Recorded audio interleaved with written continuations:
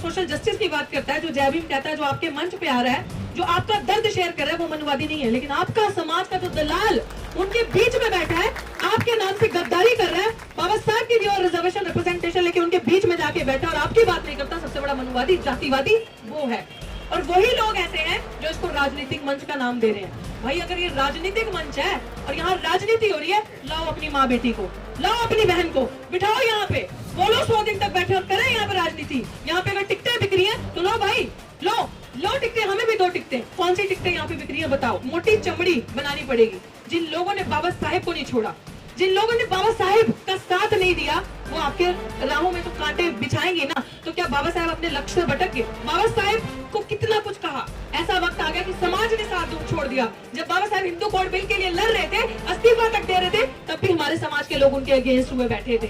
बाबा साहेब ने तो ऐसी चीजें कर दिखाई, पीढ़ी दर पीढ़ी सुधार कर दिया, लिख के संविधान के अंदर आपको दे दिया, हमें दे दिया, जिसकी बदौलत आज मैं इस माइक पे गरजती हूँ, बोलती हूँ।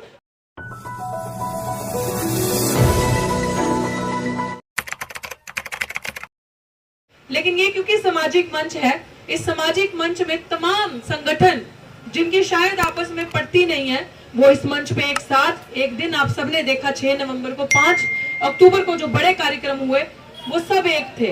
तो ये तो हमें खैर पता चला कि जब समाज की बात आती है तो मजबूरी कह लो या कुछ कह लो या दर्द कह लो, सब एक होकर आते हैं और सबको एक होना होता है। ये कोई पॉलिटिकल मंच नहीं है।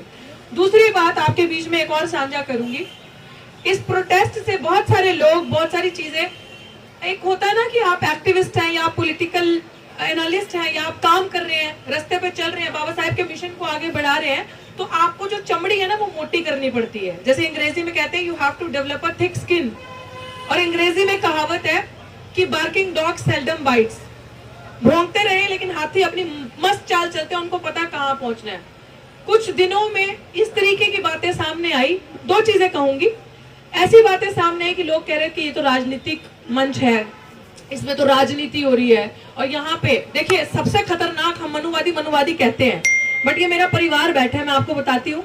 आज हमारे लिए सामान्य वर्ग का, ऊंची जाति जिसे कहते हैं, उसका इंसान जो सोशल जस्टिस की बात करता है, जो जय भीम कहता है, जो आपके मंच पे आ रहा है, जो आपका दर्द शेयर कर रहा है, वो मनुवादी नहीं है। लेकिन आपका समाज का जो दलाल उनके बीच में बैठा है, आपके नाम से गद्दारी कर रहा है, बाबा साहब की दी और रिजर्वेशन रिप्रेजेंटेशन लेके उनके बीच में जाके बैठा और आपकी बात नहीं करता, सबसे बड़ा मनुवादी जातिवादी वो है। और वही लोग ऐसे हैं जो इसको राजनीतिक मंच का नाम दे रहे हैं। भाई अगर ये राजनीतिक मंच है और यहाँ राजनीति हो रही है, लाओ अपनी माँ बेटी को, लाओ अपनी बहन को, बिठाओ यहाँ पे, बोलो 100 दिन तक बैठे और करें यहाँ पे राजनीति। यहाँ पे अगर टिकटें बिक रही है तो लो भाई, लो टिकटें, हमें भी 2 टिकटें। कौन सी टिकटें यहाँ पे बिक रही है बताओ। ये दिल को आहत इसलिए पहुंचती है कि इतने आपके बच्चे बाहर निकल के बाबा साहेब की मूवमेंट को, बाबा साहेब की लेगेसी को आगे बढ़ा रहे हैं, बिना डरे, बिना झुके, बिना बिके, किसी चीज के साथ समझौता नहीं कर रहे। उनका अगर हौसला नहीं बढ़ा सकते तो कम से कम उनके पैर नीचे नहीं खींचो। बाबा साहेब ने यही कहा था कि मैं बड़ी मुश्किल से ये कारवां यहाँ तक लाया हूँ, एक मेहरबानी करना, अगर इसे आगे ना ले जाओ तो कम से कम इसे पीछे ना ले जाना, यहीं तक रहने दो, अगर आगे ना ले जाओ। तो वही चीज आज हम आपको कह रहे हैं कि ऐसी चीजें हमारे सामने आई। लेकिन जब हमारी टीम है, हम सब जितने स्टूडेंट छात्र यहाँ बैठे हैं, हम सब एक चीज समझते हैं कि आपको, जैसे मैंने कहा, मोटी चमड़ी बनानी पड़ेगी। जिन लोगों ने बाबा साहेब को नहीं छोड़ा, जिन लोगों ने बाबा साहेब का साथ नहीं दिया, वो आपके राहों में तो कांटे बिछाएंगे ना। तो क्या बाबा साहेब अपने लक्ष्य से भटक गए? बाबा साहेब हट गए। बाबा साहेब को कितना कुछ कहा, ऐसा वक्त आ गया कि समाज ने साथ छोड़ दिया। जब बाबा साहेब हिंदू कोड बिल के लिए लड़ रहे थे, इस्तीफा तक दे रहे थे, तब भी हमारे समाज के लोग उनके अगेंस्ट हुए बैठे थे। तो क्या बाबा साहेब रुक गए?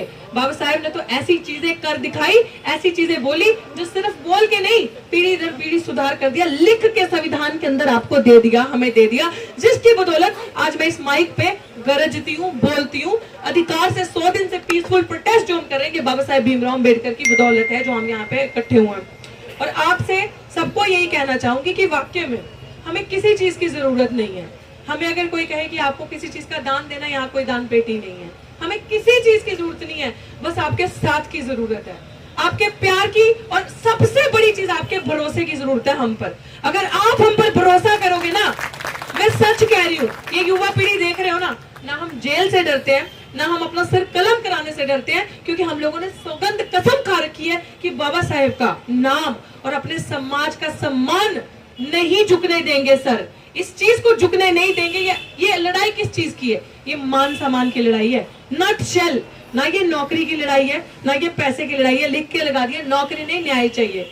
क्योंकि एक अगर रितु सिंह हारती है, आपने देखा कि अगर एक हार जाती है तो इसके बाद आप मुझे दिखा दो कि लड़ाई लड़ने का दम कौन रखेगा। है ना बैठी यहाँ पे एक लड़की, आ रहा है कोई साथ देने के लिए विश्वविद्यालय से? कितने परमानेंट प्रोफेसर है, कितने प्रोफेसर है आ रहे हैं, क्या वो नहीं देख रहे? तो मेरी नजर में तो दलाल ही है ना।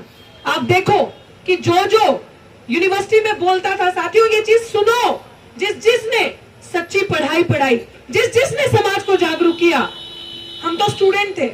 मैं बात करूंगी प्रोफेसर रतन लाल साहब की।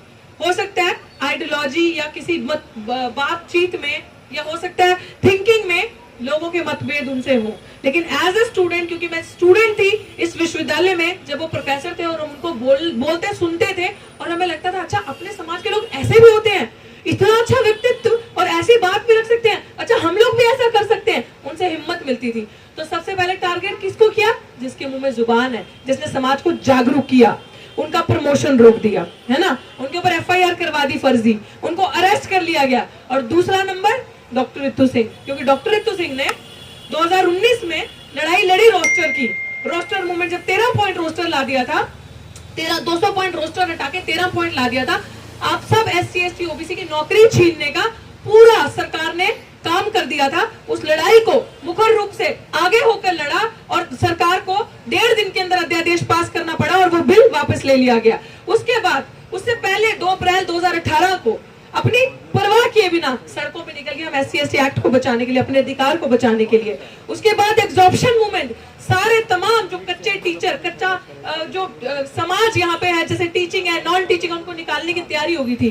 तो सबको उनकी पोस्ट में एब्जॉर्ब करने के लिए, जो जहां पढ़ा रहा है, जो जहां काम कर रहा है वहीं रहे, वो लड़ाई लड़ी। 4 दिसंबर 2019 को क्या अपराध किया। CA NRC में जब लोगों के हक अधिकार छीनने की बात आ गई, जल जंगल जमीन की बात आ गई, आदिवासियों के लिए चाहे लड़ना हो, चाहे मुस्लिम समाज के लिए आवाज उठाना हो, क्योंकि बहुजन समाज है, तो क्या ये अपराध है? किसानों के साथ खड़े हुए कंधे से कंधा मिला के, क्योंकि जब उन्होंने किसान मजदूर का नारा दिया तो अपने समाज की बात आ गई, तो क्या ये अपराध है? ये संविधान के विरुद्ध बात है। अगर ये अपराध है तो ऐसा अपराध, ऐसी गलती बार बार करेंगे। और हक से कहती हूँ, रोक के दिखाना तो रोक के देख लो, ऐसी गलती बार बार करेंगे।